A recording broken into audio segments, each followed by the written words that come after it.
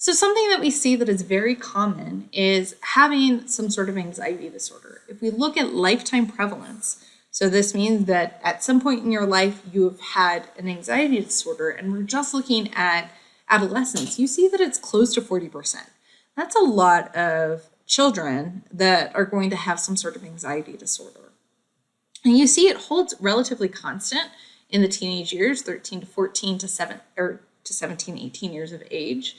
And another thing that you'll see that's very common is that girls are more likely to have anxiety disorders than boys do.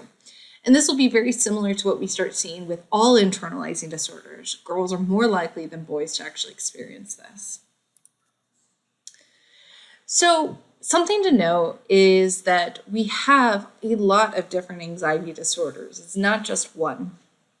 So while you're doing your reading, something that might be helpful for you is to tease apart what are these different anxiety disorders.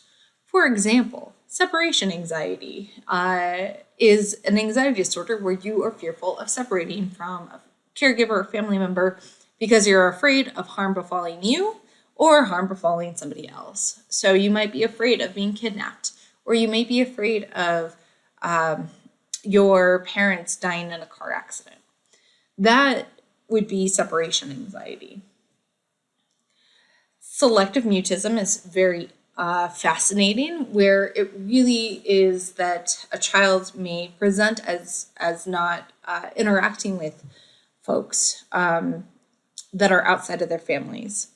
So, for example, I had a client that I think I talked about in another video, where this client was very, very shy in front of me when he first presented to me, as well as in school, so he didn't talk to anybody.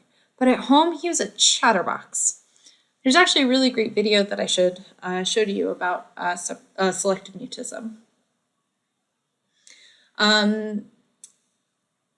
I am going to hold off talking about the rest of these, but this is something that you should do. You should fill in what are these key symptoms? What are the things that define what social anxiety disorder is versus panic disorder? What's the difference between generalized anxiety and having a specific phobia? So those key symptoms are something that you might want to know. Another thing that's different from these is age of onset. So in age of onset, what we start to see is that there's a different age level that some of these disorders start to come on. For example, separation anxiety and specific phobia are some of the earliest that we see. So children being afraid of the dark, being afraid of separating from their family members or caregivers.